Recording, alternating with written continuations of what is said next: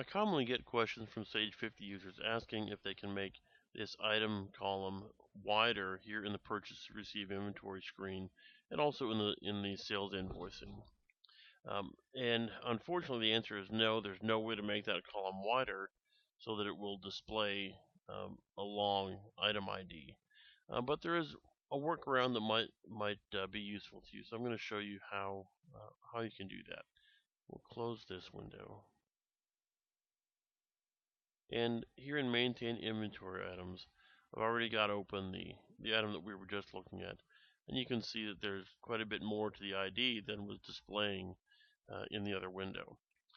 So the first thing that you want to do here is make sure that you have a description, both in the description for sales, which we do, and in the description for purchases, which right now there's nothing in there. So you could either copy the short description or the description for sales, or put something else in there entirely, just depending on what's going to work for your needs.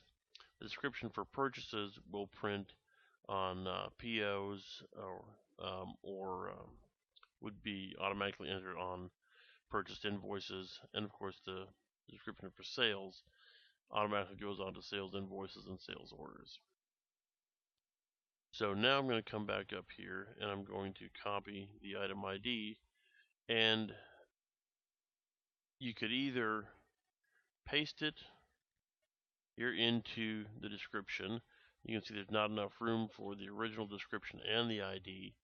So you could replace the description if you wanted to, or you could take off some of the original description before pasting in the item ID. So now what was the description field is both the ID and a short description.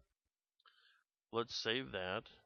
Now the next step is to come to the options menu and go to global, and here on the general tab we want to switch our line item entry display to 2 lines.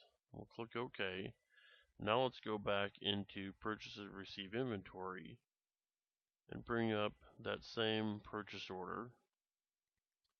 So what the 2-line display does is it shows the description for each item in a line below it. And also over here you can see where it says inventory, that is the description for this GL account. But this is what we're focused on over here. So now, because we copied the entire item ID into the description field, it shows in that second line. Now, of course, going through and making that change for all of your inventory can be a lot of work. So one thing you can do is if you go to the File menu and then down to Select Import Export, you could go to Inventory and Inventory Item List. You could export your item list.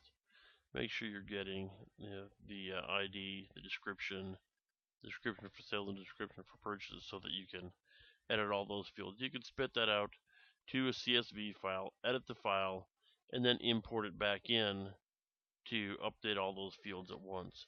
Now, it's extremely important to make sure you make a backup anytime you do an import, because there's no way to undo an import. So restoring a backup is your only option other than going through one by one trying to manually edit out whatever didn't import correctly.